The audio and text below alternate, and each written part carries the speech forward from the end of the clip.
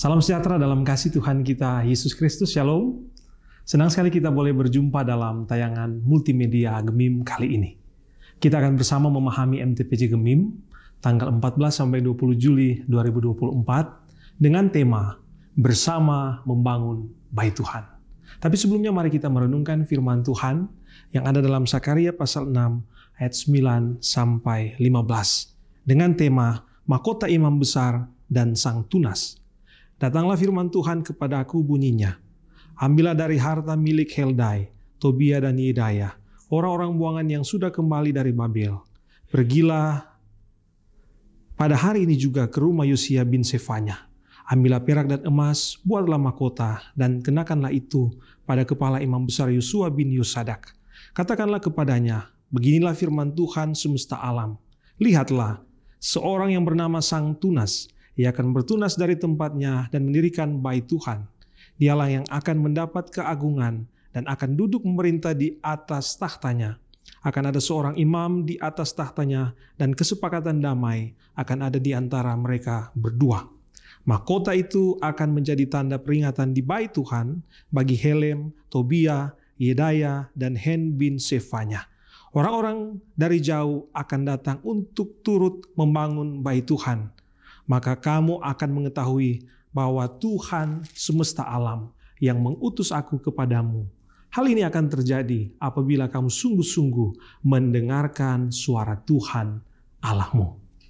Demikianlah firman Tuhan yang boleh kita baca di saat ini. Nah, saudara-saudara yang dikasihi Tuhan, tidak ada sesuatu yang instan. Segala hal dalam hidup ini butuh yang namanya proses. Karena itu, sebaiknya ketika sedang berproses, jangan banyak protes. Karena dalam proses pasti ada sukses. 70 tahun bukanlah waktu yang singkat bagi bangsa Yehuda untuk ada, diam, dan tinggal di negeri asing sebagai buangan. Ketika bangsa Yehuda ditaklukkan oleh kerajaan Babilonia, di mana ada dalam kepemimpinan komando Nebukadnezar, rumah dihancurkan, bait Tuhan yang mereka bangga-banggakan, yang mereka eluk-elukan sebagai simbol kehadiran Tuhan juga ikut dihancurkan. Dan seluruh Israel luluh lantah oleh serangan Babilonia. Umat kemudian diangkut dan dibuang di Babel sebagai buangan. Tentunya hal ini tidak menyenangkan saudara dan meninggalkan kesedihan yang mendalam. Apalagi mereka harus menyesuaikan dengan budaya sekitar, dengan situasi dan kebiasaan di Babel. Selama 70 tahun mereka mengalami penderitaan dan tekanan, baik fisik, baik mental dan spiritual mereka. Mereka merasa Tuhan Allah telah meninggalkan kehidupan mereka dan rasa frustasi yang besar mendominasi kehidupan mereka. Tapi ternyata saudara, dari sini ada maksud Tuhan dari setiap peristiwa yang terjadi dalam kehidupan ini. Seperti ungkapan sebuah lagu, bila kau izinkan sesuatu terjadi, ku percaya semua untuk kebaikanku. Dalam hidup kita juga kadang demikian. Ketika persoalan datang, ketika tantangan datang, silih berganti, mendatangkan kekecewaan dalam kehidupan kita. Dan dari sini kita belajar bahwa mungkin Tuhan mengizinkan itu semua terjadi, supaya kita bisa menyaksikan kuasa dan kesetiaan Tuhan dalam kehidupan kita orang percaya. Ternyata juga tujuan Tuhan mengizinkan mereka mengalami kesukaran di Babel lewat tekanan dan pergumulan yang ada adalah untuk menempa, untuk menggodok, untuk memproses mereka supaya hidup dalam perkenanan Tuhan senantiasa. Begitu besar kerinduan mereka untuk boleh kembali ke tanah air yang mereka cintai, ke negeri mereka yang sesungguhnya, yakni negeri Yerusalem. Dan puji Tuhan saudara, waktu kemudian bergulir. Setelah melewati proses yang panjang, kerinduan mereka itu dijawab Tuhan ketika Kekaisaran Persia di bawah pimpinan Raja Kores berhasil menaklukkan Babilonia. Dan di sini kita bisa melihat Tuhan Allah kemudian menggerakkan hati dari Raja Kores sehingga dia merasa iba dan umat Yehuda kemudian diizinkan pulang dan kembali ke negeri asal mereka, yaitu Yerusalem. Di bawah pimpinan Gubernur Zerubabel dan Imam Besar Yosua, umat Yehuda kemudian pulang kampung. Tapi ketika mereka tiba saudara, mereka kaget karena menyaksikan situasi Yerusalem yang tidak seindah dulu. Ekspektasi mereka berbanding terbalik dengan realita yang terjadi. Israel tinggal puing-puing. Kota hancur lebur, suasana yang tidak kondusif semakin membuat mereka merasa lebih ada dalam tekanan. Dan di bawah komando Zerubabel dan Yosua dalam kolaborasi antara pimpinan pemerintahan dan pimpinan keagamaan, mereka ada dalam satu komitmen untuk membangun satu bait Tuhan kembali sebagai simbol kehadiran Tuhan. Dan proses pembangunan kembali boleh berlangsung dan dimulai kembali.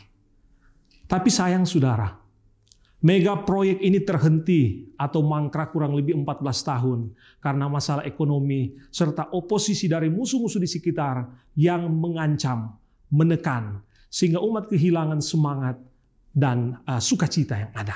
Dan mereka malas untuk kemudian melanjutkan pembangunan yang ada. Mereka lebih memilih untuk membangun rumah kediaman mereka masing-masing. Kalau dalam Hagai pasal 2 dikatakan bahwa nanti saja pembangunan akan dilanjutkan. Dari kondisi inilah saudara, Tuhan mengutus para nabi. Dalam hal ini Sakaria anak Berekhia dan cucu dari Imam Ido. Bersama dengan Hagai, mereka diutus Tuhan dengan misi khusus atau tugas khusus, yaitu untuk menggugah, untuk memotivasi, untuk mendorong umat, sehingga dengan kolaborasi dengan Gubernur Zerubabel, Yosua sebagai imam besar, Hagai dan Sakaria sebagai nabi, mereka kemudian pun memulai kembali dorongan yang ada untuk pembangunan kembali bait Tuhan, dan pembangunan ini boleh dilanjutkan kembali sampai selesai dengan baik. Secara khusus bacaan kita di saat ini, Sakaria pasal 6 ayat 9 sampai 15 kita akan pahami secara bersama. Dimulai di ayat 9 kalau kita perhatikan, di sini kita bisa melihat Nabi Sakaria secara eksplisit melegitimasikan dirinya sebagai sosok yang menerima mandat pesan dari Tuhan secara langsung. Dan di ayat 10 kita melihat di sini bicara tentang Yosia bin Sefanya adalah penjaga harta benda bait suci, sang pemilik rumah yang kaya raya di Yerusalem. Tapi menarik sebenarnya siapa sosok Heldai, Tobia, serta Yedaya. Dalam Alkitab tidak banyak dijelaskan tentang mereka. Tapi jelas dari bacaan ini menggambarkan mereka adalah sekelompok orang yang baru pulang dari pembuangan di Babel. Dan yang tergerak untuk berkontribusi dalam pembangunan dan memberikan sesuatu yang berharga yang ada pada mereka. Walaupun memang pemberian yang lain berasal dari sumbangsi dari orang-orang lain di Persia yang ada. Di ayat 11 kita melihat Tuhan memerintahkan Sakaria untuk pergi ke rumah Yosia bin Sefanya untuk mengambil harta milik Heldai, Tobia, serta Yedaya berupa emas, perak untuk dibuatkan sebuah mahkota untuk kemudian dikenakan ke kepala imam besar Yosua bin Yosadak. Ini menarik saudara. Kalau kita lihat dalam tradisi perjanjian lama, yang dipakaikan mahkota di sini adalah raja dan bukan imam. Apalagi waktu itu Yehuda masih di bawah koloni Persia. Tapi dari sini kita bisa melihat bahwa Tuhan Allah memerintahkan memakaikan mahkota kepada imam besar Yosua bin Yosadak memiliki dua makna.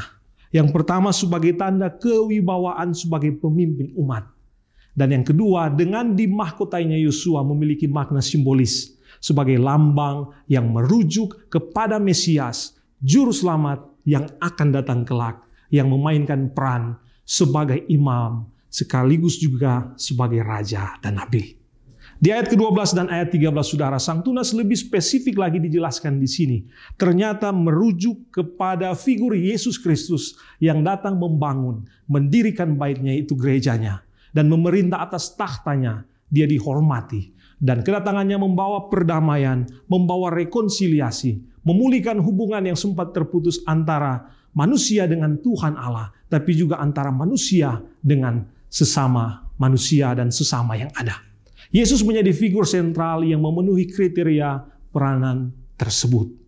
Di ayat yang ke-14, saudara, kita bisa melihat bahwa mahkota tersebut tidak hanya berfungsi sebagai ornamen atau sebuah hiasan, tapi sebagai simbol dan pengingat bagi generasi-generasi sebelumnya ketika di masa yang akan datang akan menjadi ingatan akan peran-peran penting orang-orang yang ambil bagian dalam pekerjaan Tuhan Allah, apalagi dalam pembangunan bait suci.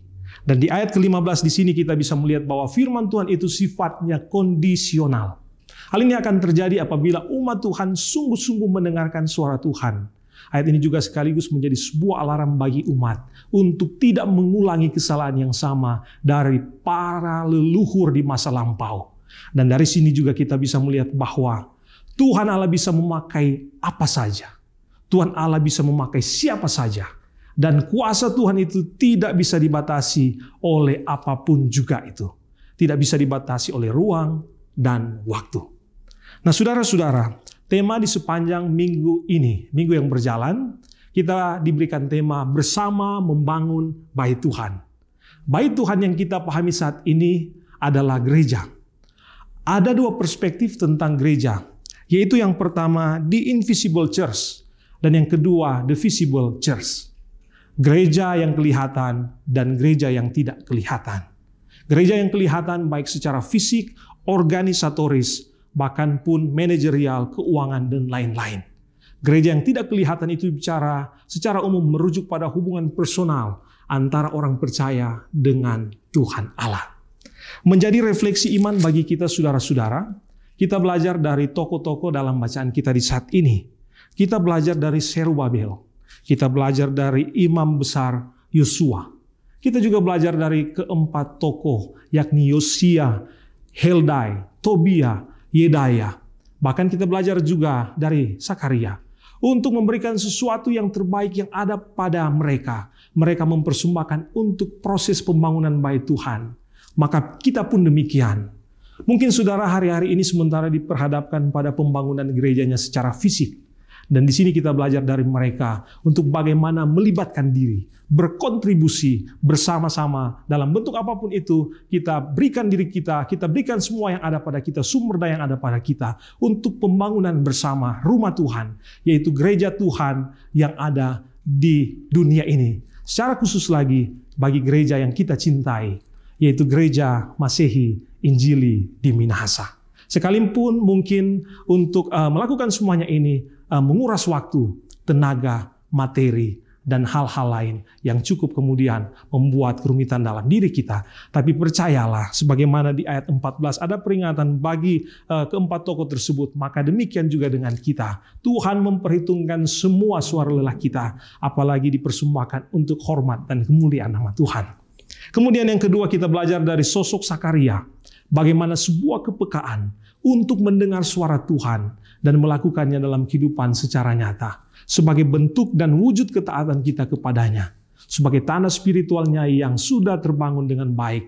Dan di sini intinya pembangunan fisik itu penting, tetapi alangkah baiknya lagi jika pembangunan fisik diselaraskan dengan pembangunan spiritualitas, iman percaya kita kepada Tuhan.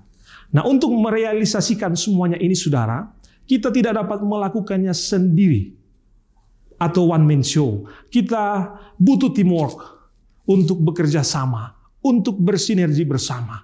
Karena itu, teruslah bangun kebersamaan, sehingga kita secara bersama-sama membangun gereja Tuhan, baik secara fisik maupun non-fisik, secara kelihatan maupun yang tidak kelihatan. Kita bahu-membahu, kita saling memberi diri kita untuk hormat dan kemuliaan nama Tuhan demi pekerjaan Tuhan yang besar, yaitu kemuliaan Tuhan semakin termasyur di segala tempat. Maka berkat-berkat surgawi akan dicurahkan dalam kehidupan kita semua. Tuhan Yesus memberkati kita semua.